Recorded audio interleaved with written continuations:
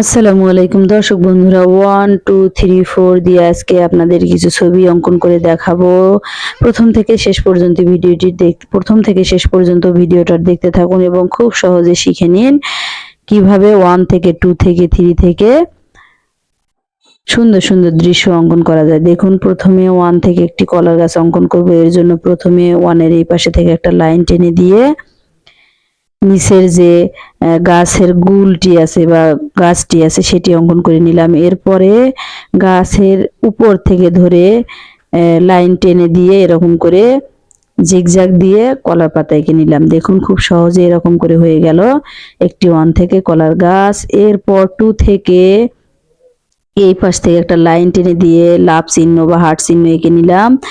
এরপর উপর থেকে এই লাভ চিহ্ন থেকে একটা লাইন বাঁকিয়ে চোখ, এরপর এটি হলো মাথা পাখির এবং চোখের পর একটা ভি দিয়ে দিলাম, উল্টো পাশে হয়ে গেল ঠোঁট।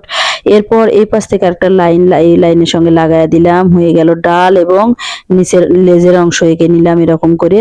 এবং এই ডালের এখানে একটা দাগটি ডাবল করে দিলাম এবং একটি পাতা অঙ্কন করে নিব এভাবে। দেখুন কত সহজে 2 থেকে একটা পাখি অঙ্কন করে নিলাম এবং এই পাখির মাঝে এরকম করে দাগ দিয়ে দেব, তাহলেই ডানার মতো হয়ে যাবে। এরপর 3 থেকে এখন অঙ্কন করব একটি প্রজাপতি। দেখুন, এই 3 মাথা থেকে লাইন বাঁকিয়ে দিলাম এবং এই পাশ থেকে ধরে আরেকটা লাইন এভাবে বাঁকিয়ে নিয়ে বডি এঁকে নিলাম এবং উপরে পাখনা। এই বডিতে এখন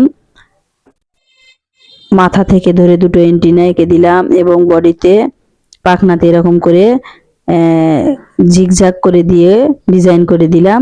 হয়ে গেল 3 থেকে একটা প্রজাপতি। এরপর 4 থেকে এরকম করে ধরে একটু মনোযোগ সহকারে দেখতে থাকুন, একটা হাতি অঙ্কন করে নিব।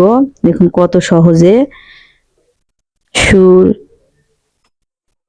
এবং